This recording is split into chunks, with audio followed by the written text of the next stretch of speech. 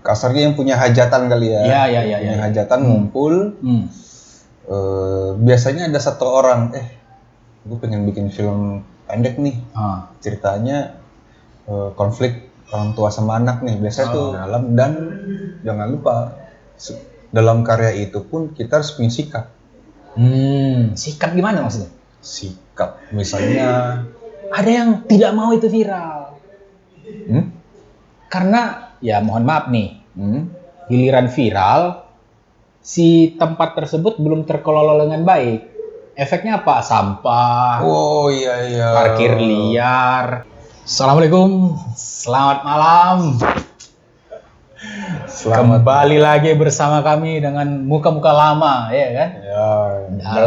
Dan bosan ya. Betul. Dalam segmen inti kopi, walaupun nggak pakai kopi.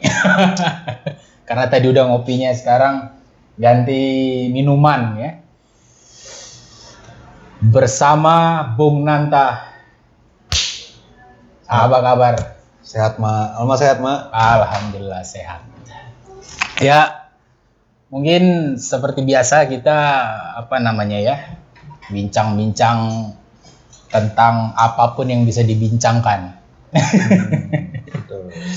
Nah, cuma yang menarik kali ini, kebetulan nih kita berdua sama-sama suka ngulik ya. Artinya Bung Nanta ini mengulik di dunia film audiovisual.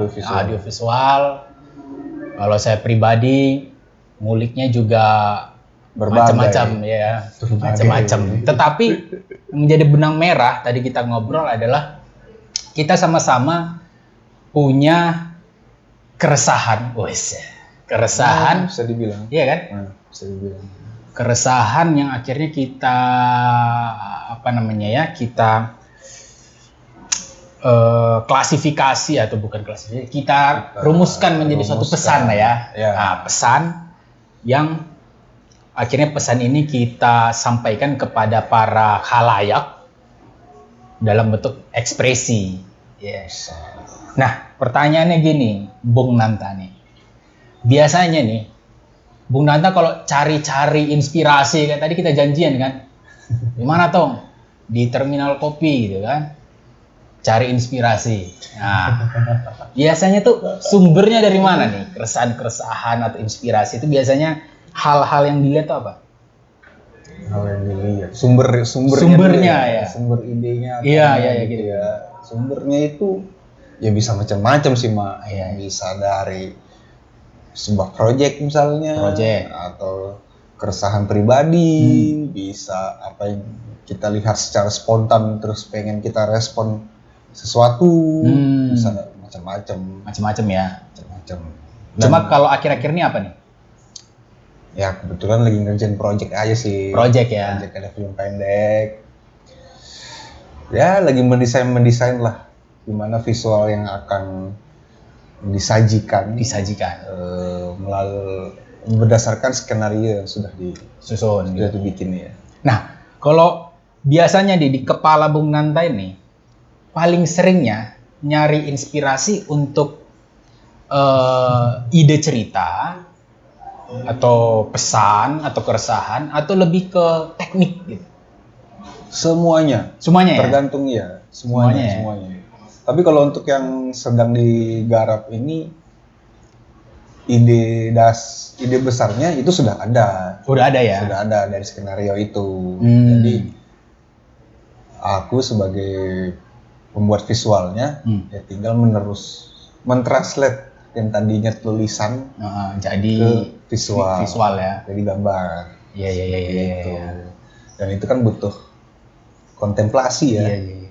Dulu kemarin waktu mendesain naskah lah kita bilangnya, atau skrip ya, itu gimana caranya? Maksudnya apakah dengan ngobrol masing-masing punya pandangan, atau mungkin ada nih tetangga saya nggak pulang-pulang misalnya gitu. Contoh. apa biasanya apa kemarin? Ya, kasarnya yang punya hajatan kali ya. Iya. Punya hajatan ngumpul. Biasanya ada satu orang, gue pengen bikin film pendek nih. Ceritanya konflik orang tua sama anak nih. Biasanya tuh yang punya ide biasanya curhat sih.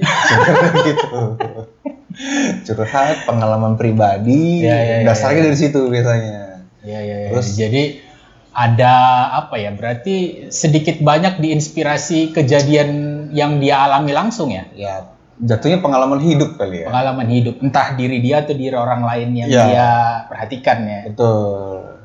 Dari situ kan kita ya penentuan alur cerita, penentuan konfliknya seperti apa biar menarik. Iya. Dan itu pun belum membahas visual, masih alur cerita. Masih itu ya, menggodok itu ya. Mendevelop lah ya kan, mengembangkan. Ada nggak sih itu? Kayak semacam kadang-kadang kan ide cerita itu tuh kalau misalnya visual mengikuti ide cerita itu normal ya. Artinya ide cerita divisualkan. Tapi ada nggak kayak semacam saya ada nih konsep visual nih, ekspresinya gini, yang akhirnya mengubah cerita atau ibaratnya memperkaya cerita lah atau membumbui cerita, ada nggak sih kayak gitu? Bisa juga ya. Itu bisa terjadi. Karena masih tahapnya mengembangkan cerita. Setiap kepala itu bisa bergerak, dasar bergeraknya bisa beda-beda. Itu ya. Ada yang dari berdasarkan film yang pernah dia tonton, diambil penggalannya, atau visual yang dia pernah lihat, dimasukin. Toh keputusan itu diputusin nanti sama satu orang sebenarnya. Kan ada departemen skenario kan. Dialah yang meramu semua ide-ide yang kita keluarkan tadi. Menjadi sebuah skenario. Iya sih. Cuma ini yang menarik ya. Kalau misalnya kita lihat, kalau misalnya pribadi nih, kemarin kan di komunitas kita dari sejak tahun lalu ya, kita kan garap cerita rakyat Sibolga Tapteng. Ya itu bagus tuh. Mantap tuh. Jadi memang ibaratnya kan kalau tulisan itu kan kasarnya mah sendiri ya, penulis gitu kan. Itu pun dia melihat respon beberapa orang untuk melihat kira-kira gimana nih, ada nggak yang perlu direvisi, alurnya enak nggak, apa gimana gitu kan. Terus akhir-akhir ini setelah hasil cerita udah jadi, kita bikin musik. Sekedar apa namanya ya, biar kan kadang-kadang kan musik tuh lebih gampang didengar kan, durasi 3 menit 4 menit gitu kan, yang harapannya dia jadi penasaran ke cerita aslinya gimana. Itu pun musik kan mungkin apa ya, bisa dibilang orang yang terlibat juga nggak begitu banyak. Ya kan, ibaratnya teman-teman yuk kita garap aransemen gitu-gitu ya, kira-kira apa ya genrenya yang menarik untuk masing-masing cerita gitu kan. Nah kan kalau film kan lebih ribet ya. Ya, pasti kan lebih ribet kan. Karena banyak kepala ya. Banyak kepala kan. Yang di dalamnya ya. Karena dia bukan cuma apa ya, yang ada di frame kamera kan. Tapi juga ada musiknya, ada aktornya. Yang iya kan? Setahu aku, di film itu, audio itu sifatnya pendukung. Audio itu pendukung ya? Pendukung. Tetap yang jadi bahan utamanya itu ya visual. Visual ya? Ya. Toh saat, kalau nggak salah ya, sejarahnya film itu, visualnya dulu. Iya. Film bisu dulu ya? Iya. Iya. Film Charlie Chaplin. Iya. Sebelum itu ada lagi sebenarnya. Sebelum Charlie Chaplin itu ada lagi. Iya. Sisanya musikan aja. Latar aja, sekedar latar gitu ya. Betul. Tapi sekarang kehadiran musik tuh bisa membantu scene tertentu itu lebih keluar suasananya gitu ya. Jatuhnya supporting lah ya. Bukan sebagai unsur utama. Iya. Ibarat kayak micin lah kalau makannya. Jangan sampai kebanyakan micin. Iya, benar-benar. Kalau yang micin malah mengganggu visual kali ya. Iya, betul. Ya, menarik. Ya ini menjadi apa ya? Kita tadi kan ngomongin ekspresi ya. Artinya kan sebenarnya kalau mungkin tadi Bung Nanta bilang kebetulan ada project gitu ya.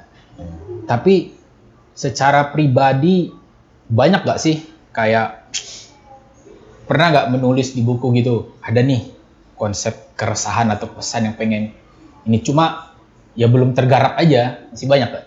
Ada lah. Banyak ya? Apa? Coret-coretan lah jatuhnya. Iya. Coret-coretan. Kadang-kadang kan gitu ya, sama kayak musisi ya. Ibaratnya, ada apa namanya, pengen menceritakan ini, tulis gitu ya. Ini juga bikin lagu keren loh ini. Jangan salah kalian, kalian nggak tahu kan. Bantuan teknologi tuh Pak. Bikin lirik, wow. Jadi sekarang memang menjadi mudah ya untuk kita berekspresi itu tadi, karena semakin banyaknya bantuan teknologi, khususnya AI ya. AI yang gratisan juga banyak, yang membuat kita itu udah nggak ada alasan untuk tidak berekspresi kan. Iya. Kurang lebih gitu ya. Tinggal malas aja. Iya benar. Karena gimana ya? Kan kita tadi benang merahnya kan keresahan ya. Kan komedi juga gitu ya, stand up comedian kan keresahan. Ada pesan gitu ya. Ada pesan moral kan. Jangan kan gitu. Kita jadi konsultan sebelum masuk ke perancangan atau perencanaan gitu ya. Pasti yang kita lihat itu permasalahan dan potensi. Iya. Permasalahan itu kan keresahan. Potensi, banyak kalimat-kalimat dalam potensi itu sebenarnya keresahan. Contoh ya. Contoh. Salah satu potensi, kalimatnya gini. Kita banyak memiliki cagar budaya, tapi belum terkelola. Iya kan? Oh, itu potensi tapi keresahan. Iya. Ujung-ujungnya kan gitu kan. Ibaratnya kita punya potensi, tapi gara-gara belum terkelola jadinya seolah-olah itu keresahan gitu loh. Gimana nih kita punya cagar budaya banyak kok nggak bisa kita kelola gitu kan. Kasarnya kayak gitu kan. Di satu sisi permasalahan banyaknya cagar budaya yang yang mulai punah gitu, atau mulai dihancurkan misalnya kayak gitu, nggak terurus. Contoh misalnya itu kan sebenarnya sama-sama keresahan. Betul. Cuma kita solusikan ya. Tapi kalau kita dalam berkarya gini kan ekspresi solusinya kan beda lah. Iya kan? Iya kan, ekspresi solusinya beda. Tetap kita itu kalau dibidang-bidangkan, kita itu hanya sebatas entertain ya. Iya. Kasarnya pesan yang kita sampaikan itu cuma kompor aja. Kompor. Berarti kalau misalnya harapannya kompor, ada ini ya, ibaratnya yang diinginkan itu bukan cuma sekedar apresiasi dari penonton, tapi juga kayak apa nih kira-kira respon penonton tindak lanjutnya gitu kali ya. Nah, misalnya misalnya para filsuf, emang mereka mengeksekusi, menurunkan sebuah tirani misalnya gitu. Iya. Enggak kan? Iya. Dia cuma bikin tulisan, disampaikan, orang lain yang mengeksekusi. Yes. Jangan-jangan karya terbaru ini kompor meledok nih. Kita lihat aja. Kisi-kisinya tentang apa nih? Kisi-kisinya ya intinya orang stres lah. Orang stres. Gen Z banget ini ya. Iya. Apa namanya? Mental health. Ya. Gen Z banget. Tapi ini relate ke semua orang gitu. Mudah-mudahan. Ya minimal para pembuat yang punya hajat lah ya. Iya. Kita punya pengalaman pribadi masing-masing di keluarga. Iya. Yang kita tuangkan menjadi karya. Oke. Kisi-kisinya dapat nih. Tadi keluarga gitu ya. Ya kompor gitu ya. Kompor. Ya. Bahasa halusnya bukan kompor kali ya, refleksi diri kali. Refleksi ya. Iya sih, maksudnya. Nah ini nih salah satu yang membuat. Kadang kan kalau misalnya pernah dengar ya beberapa kalau stand up comedian kan, keresahan udah diketawain aja gitu kan. Gitu ya.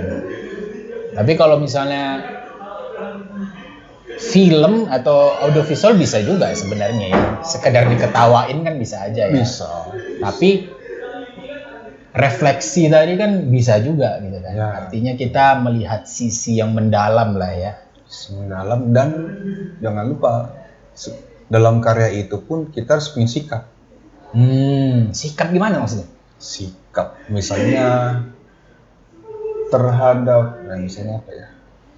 Misalnya sikap terhadap situasi yang kita bahas. Oke, kita kayak memberikan apa istilahnya ya?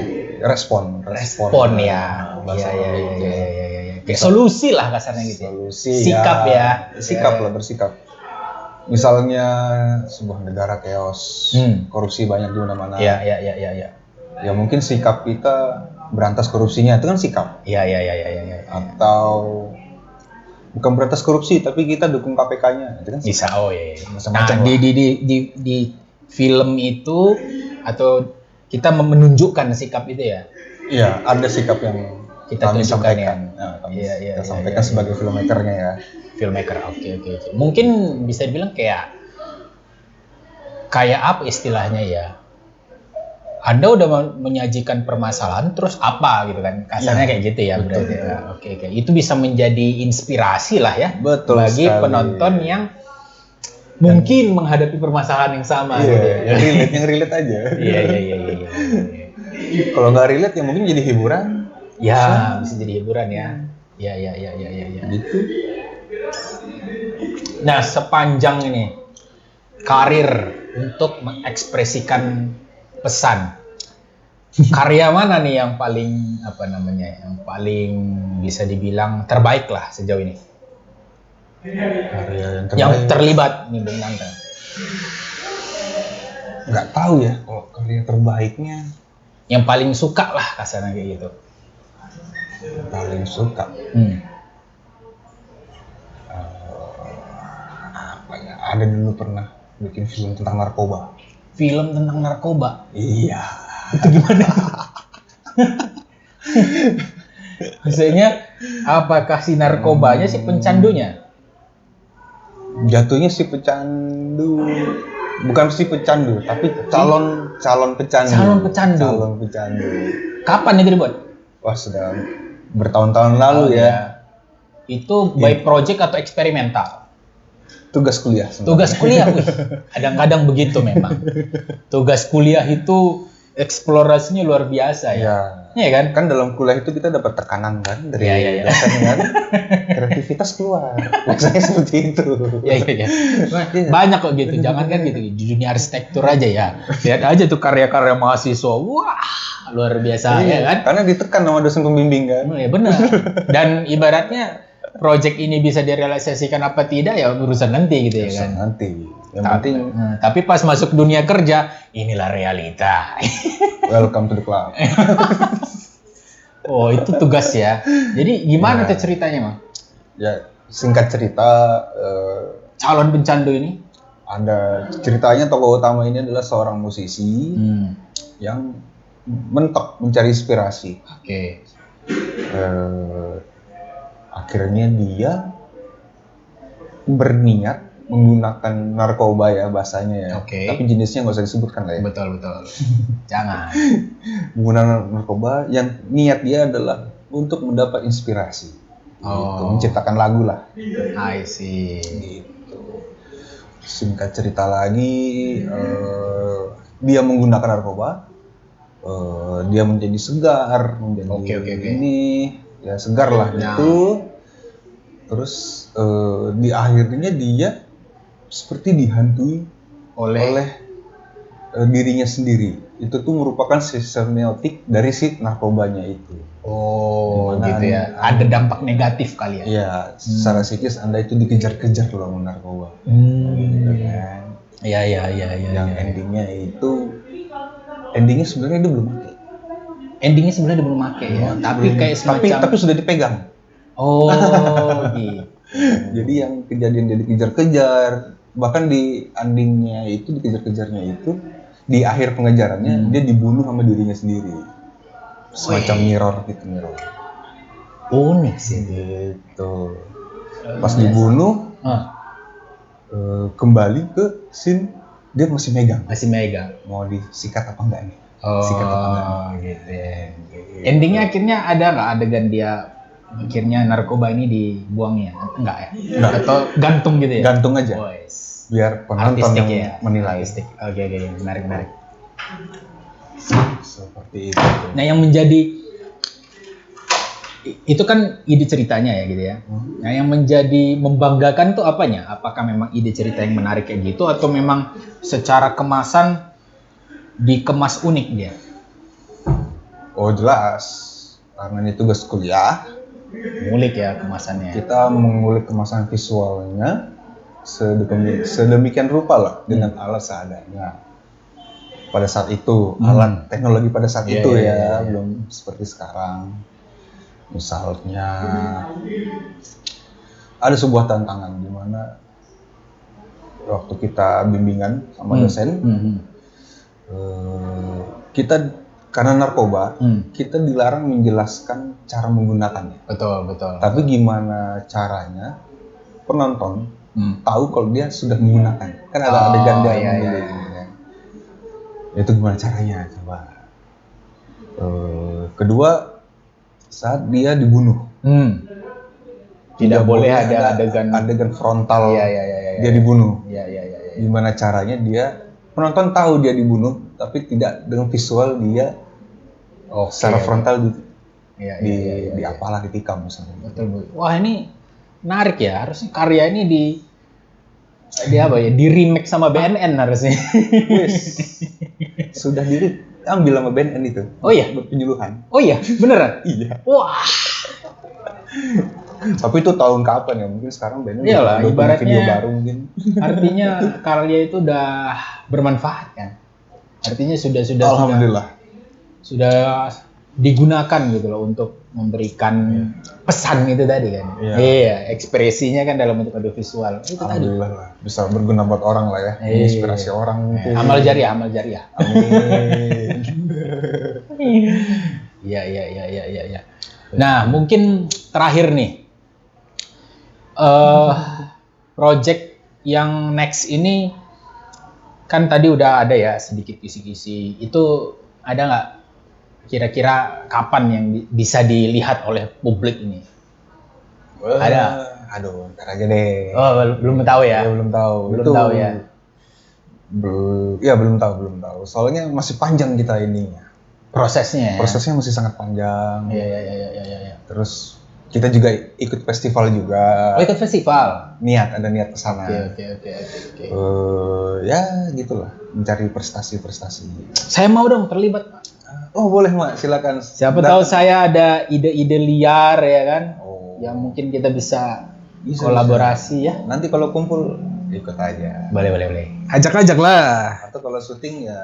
Siapa tahu bisa bikin inti kopi bersama teman-teman ya kan. Wes, pengen lah. Iya kan.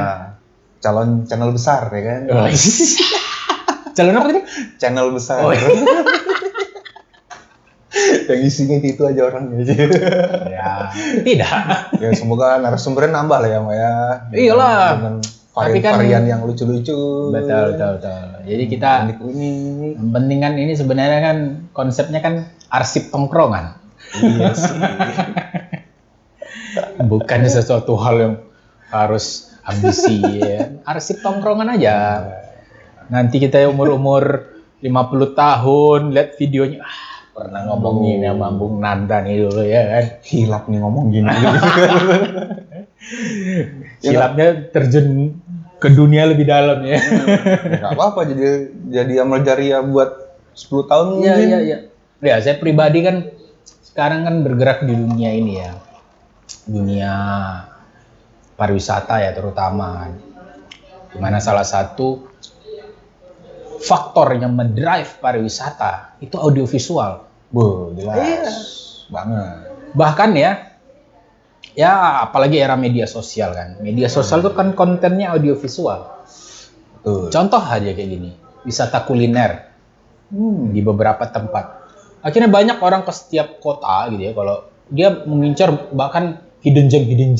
Nah, itu kan pasti kan akibat dari YouTuber, TikToker yang review gitu kan. Artinya itu kan karya audiovisual yang memang benar-benar mendrive pariwisata. Membawa dampak juga. Membawa dampak buat banget. Hidden game yang modal kecil ini betul, ya. UMKM ya. Betul. Bahkan di satu titik ekstrim untuk konteksnya wisata alam gitu ya.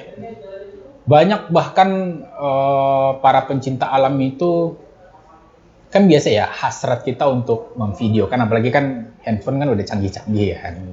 Memvideokan terus upload media sosialnya biar viral gitu kan. Narsis. Tapi di satu sisi ada yang tidak mau itu viral.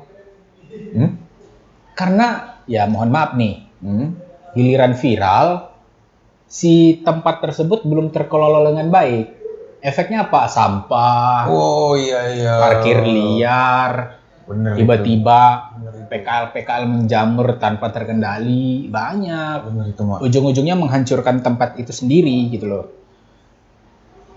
Jadi sekarang ini dampak negatif nih. Dampak negatif yang kadang-kadang nggak bisa diprediksi. Tapi kan begitu ya, orang kan kalau udah lihat tempat bagus kan pengen share gitu kan.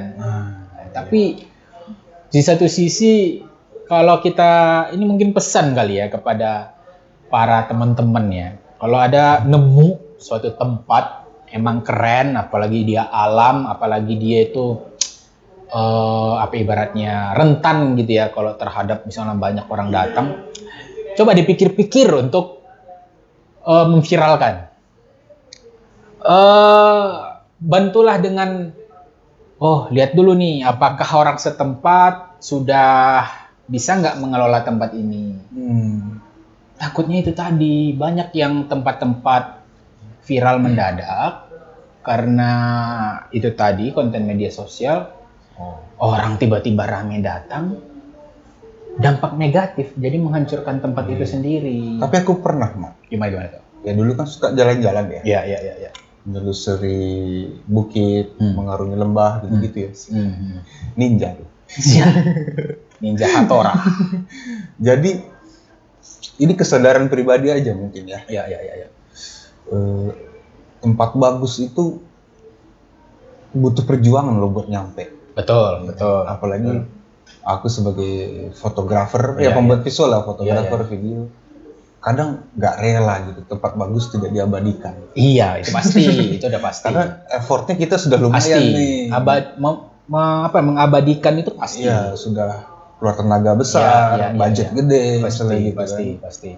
Akhirnya aku dapat solusi, yaitu tetap kita foto, upload di sosial media, tapi tidak mencantumkan tempat. Bikin orang penasaran ya. Orang nanya, ya udah nggak usah jawab. Ini rahasia atau apalah, tinggal kita bersilat lidah aja. Iya, itu yang kadang-kadang sebenarnya bukan salah di wisatawannya atau salah di penyebaran viral atau tidaknya. Yang menjadi masalah itu adalah orang setempat atau pemerintah setempat itu telat merespon untuk mengendalikan pengunjung. Betul. Nah, dan mengendalikan para orang-orang lokal yang ya wajar aja kan dia mau mencari kesempatan dari orang yang rame datang gitu kan. Bikin parkir terus bikin gorengan-gorengan, tikar apa segala rupa. Cuma kan kadang-kadang tidak terkendali. Yang membuat terlalu barbar ya. Banyak kejadian Warlock ini terkadang terlalu barbar kalau melihat duit. Efeknya cuma dua, antara misalnya wisatawan yang terlanjur datang kecewa karena jadinya kecewa. Kok nggak seperti yang di itu ya, orang terlalu rame misalnya kayak gitu, banyak sampah di mana-mana. Terus yang kedua, si alamnya itu sendiri jadi rusak. Benar. Nah, itu sebenarnya yang hal-hal yang harusnya kita bisa hindari, bisa dicegah, tetapi karena responnya kurang, terlanjur viral, orang nggak bisa diusir gitu loh. Ya sama ini juga sih ya, terkadang pemerintah daerah tidak sadar akan potensi daerahnya. Gitu. Ya itu juga. Jadi perlu ditingkatkan lah kepekaan. Betul. Ibaratnya dia menganggap itu mungkin biasa aja ya, karena tiap hari kelihatan. Mungkin. Tapi bagi orang kota melihat itu sesuatu yang luar biasa. Di share, keburu viral, kan tiba-tiba ramai datang. Polanya gini, Mak.